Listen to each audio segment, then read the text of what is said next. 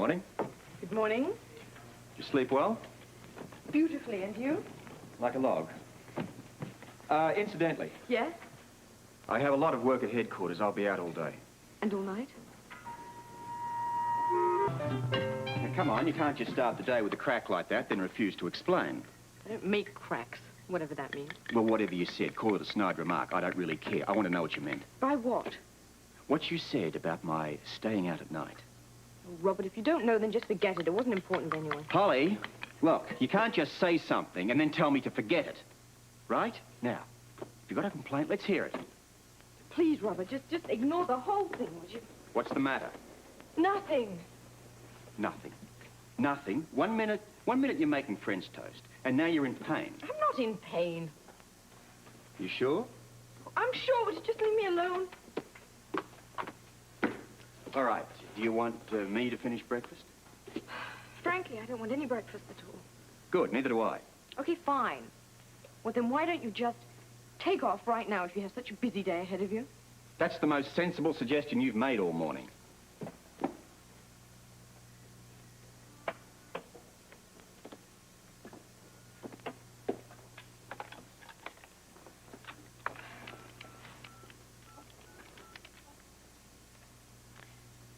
Bobby Spencer, please.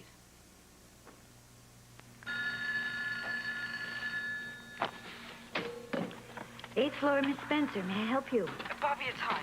Oh, good morning. Well, that's why I'm calling. It's not so good. I feel really awful.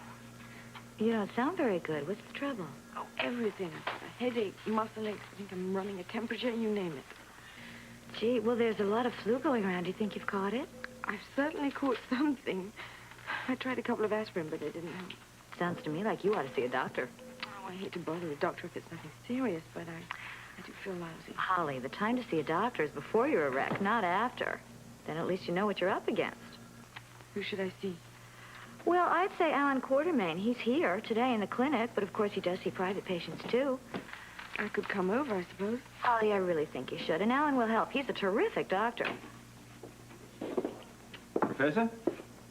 Oh, look, if you're busy, we can come back later. Good to see you, Grant. And you, Robert. If you're here on business, with Professor Gerald's permission, I'll defer to you. And this was just a social visit. Professor? Well, I'm always at the disposal of the police commissioner. Thank you. Look, a friend of mine here, Miss Townley, Professor Gerald, and Dr. Putnam. How do you do, Miss Townley? Townley? Nice to meet you both. Professor, if it's all right, I'll stop in again. Please do. Excuse me. Huh? Now then, to what do I owe this pleasure? Well, we have something to discuss with you, Professor. Right up front, I'd like to say that we both feel that this is of the greatest importance. Right with you, Professor.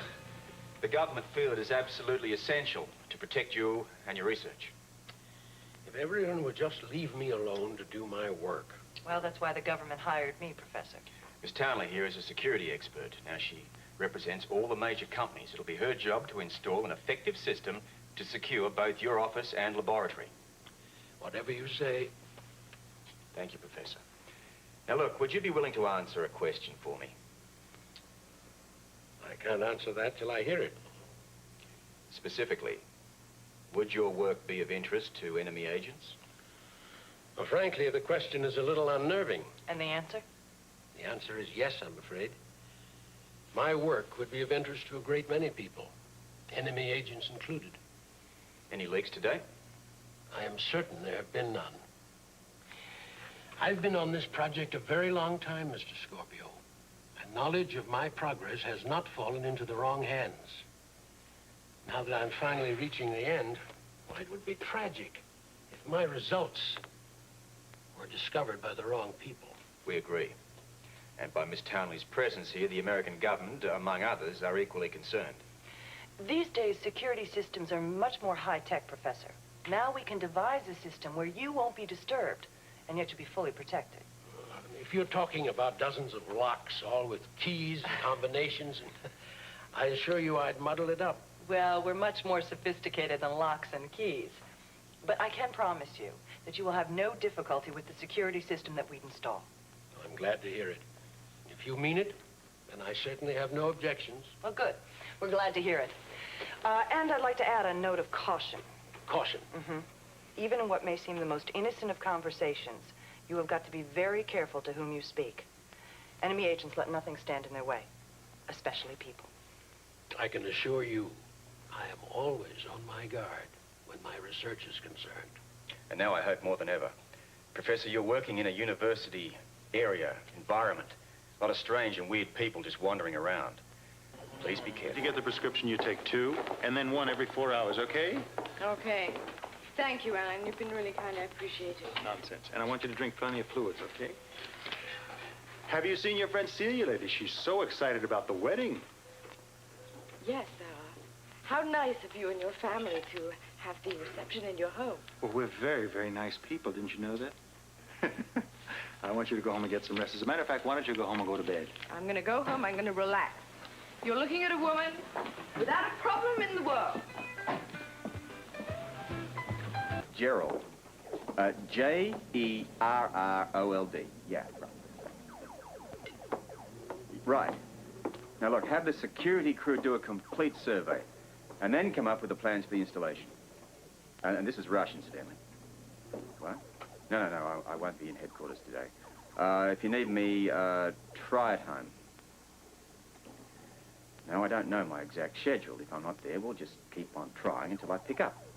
Thank you.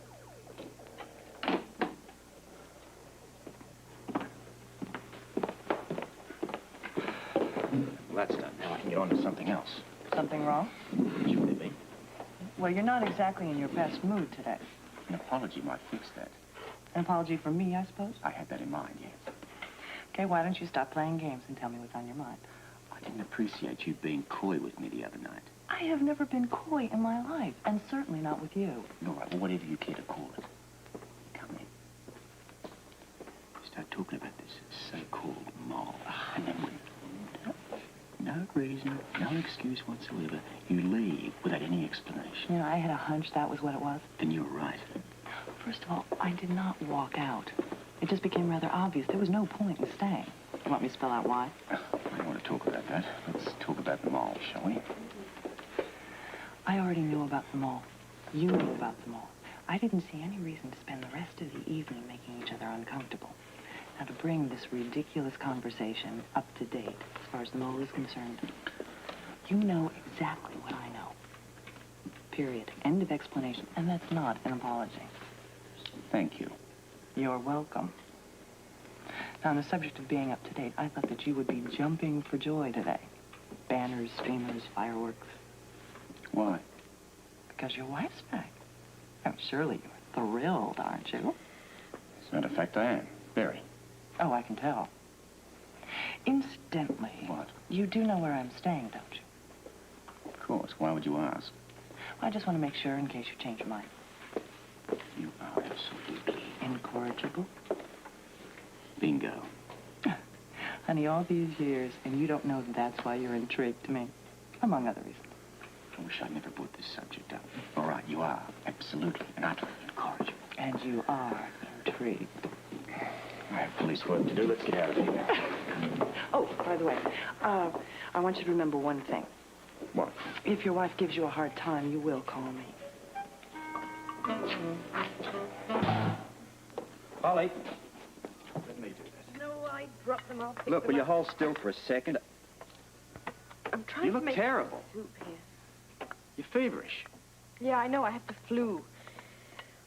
I guess I caught it up on the mountain. The weather was awful. It rained like crazy. Why didn't you tell me? Okay, bed for you right now. No, I have to make something. I have to have something fluid. Alan Quartermain's orders. That's why I'm making the soup. Whatever that is, it isn't soup. Came in a soup can. Yeah, well, my Australian granny would spin in her grave if she understood that soup came in cans. All right, you go in there, you lie down, you put that throw around your shoulders, all right? And I'm going to make you a soup you'll never forget. Robert, you don't have to fuss over me. I want to. Now shut up and do as you're told. Didn't know you could be so bossy. I can when I care. Now, allow the master chef to plunge right in as of this very second. Go, come on, out, shoo. Yes, sir. One Scorp special coming up. Sorry it took so long. It smells delicious. What's in it? Oh, sorry. No, Granny swore me to secrecy. Yeah, taste it. Yeah, you make your own bit there. Yeah. What do you think? It's marvelous. Australia's answer to chicken soup, guaranteed to work wonders on you. You even brought in a flower. Yeah, I mugged a passing kangaroo. Come on, more. You know, you really don't have to spend all your time babying me. I like it. This morning you said you had plans for this evening. No. You said I had plans for this evening. And you were wrong. I don't want to cramp your style. Stop protesting and eat. Good Lord, Robert, you don't have to spoon feed me. Why not? I think it's fun.